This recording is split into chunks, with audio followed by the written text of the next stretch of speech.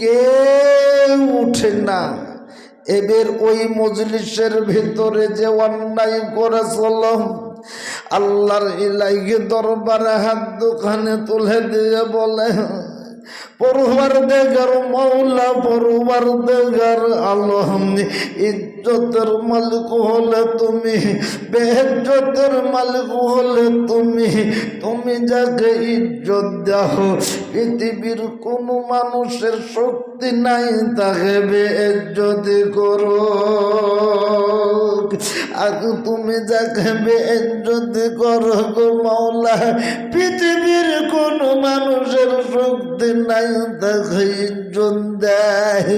আমি অন্যায় করেছি, রাহাজানি করেছি, নোংরামি করেছি, বাটপারি করেছি, চিটারি করেছি গো মাওলা।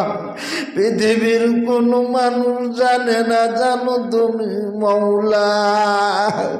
আমি এই হাজার হাজার মানুষের মধ্যে আল্লাহ তুমি আমাকে উলঙ্গ করে দিও না। তুমি আমার গুনাহকে ঢেকে রেখেছো দুনিয়াতে। আল্লাহ আমি তোমার ইলাহি দরবারে হাত দুখানি তুলে দিয়েছি গো মাওলা। তুমি দয়া করে তুমি আমাকে বেইজ্জতি করো না। আমি তওবা নাসুহ করি। ইয়া আইয়ুহাল্লাযীনা আমানু তুবু ইলাল্লাহি তাওবাতান নাসুহা। আল্লাহ আমি তওবা করে নিলাম, তওবা নাসুহা। আমি এই রকম জীবনে আর কোনো দিন গুনাহ করব না। কোরআন শুনিয়ে দিয়েছে, কুলিল্লাহুম্মা মালিকাল মুলকি তুতিল মুলকা মান তাশা ওয়া তানজিউল মুলকা মিম্মান তাশা ওয়া তুইজ্জু মান তাশা ওয়া তুযিল্লু মান তাশা বিয়াদিকাল খায়র ইন্নাকা আলা কুল্লি শাইইন কদির। কোরআন শুনিয়ে দিয়েছে, কবি বলেছেন, রাজ্য মানুষ সিংহাসন সবই করি দান, রাজ্য মানুষ সিংহাসন সবই করি দান, শাহনশাহী কেড়ে নিয়ে ফকির বানান। ফকিরকে বাদশা করেন, বাদশাকে করেন ফকির। আর বাঙ্কা গড়ার পৃথিবীতে এই তো তার কাম। কত হাজার টাকা কত জনের লয়, আর সারাদিন কেটে কেউ অনাহারে রয়। কেউ বাজার টাকা মাংনা তো, কেউ বাগুড়ার গাছ কাটে পেটে ভাতে।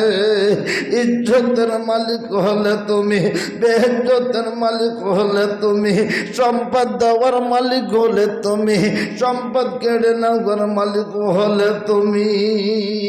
আল্লাহর ইলাহি দরবারে এইভাবে যখন হাত দোকানে তুলে দিলে আল্লাহর ইলাহি দরবারে জোশ লেগে গেল। কিন্তু আল্লাহ জীবনের গুনাহগুলো মাফ করে দিলেন। মুসা সাল্লাম বলছে, আল্লাহ এই কাজের মধ্যে এই কাজ তুমি এই এখনই তুমি বললে যে পানি দেব না, কিন্তু আল্লাহ তুমি এই মুহূর্তের মধ্যে পানি দিয়ে দিলে। কিন্তু এর মধ্যে তো এমন কোনো একটা মানুষ তো উঠে নাই। আল্লাহ বলে, মুসা আমি তো আগেই বলেছি, ইন্নী আ'লামু মা লা তা'লামুন। আমি যেটা জানি সেটা কি তুই জানিস তো না। যখন তুমি লাঠি নিয়ে পাইতারা দিছিলে আমার কাছে এত কান্না কেন্দেছে, আমি সব সহ্য করতে পারি, বান্দার চোখের পানি আমি আল্লাহ সহ্য করতে পারি না। এত কান্না কেন্দেছে, চোখের পানি ঝরঝর ঝরঝর করে ঝরিয়ে দিয়েছে। আমি আল্লাহ সহ্য করতে পারে নাই। মুসা তাহলে শোনো, ওর জীবনের গুনাহগুলোকে আমি আল্লাহ পাক মাফ করে দিয়েছি। শুধু তাই নয়, আমি গুনার পরিবর্তে একটি একটি কিরি নেকি দিয়ে আমি লিপিবদ্ধ করে দিয়েছি। ওমায়ুবাদ্দিল নি'মাতাল্লাহি সাইয়্যাতিম হাসানাত।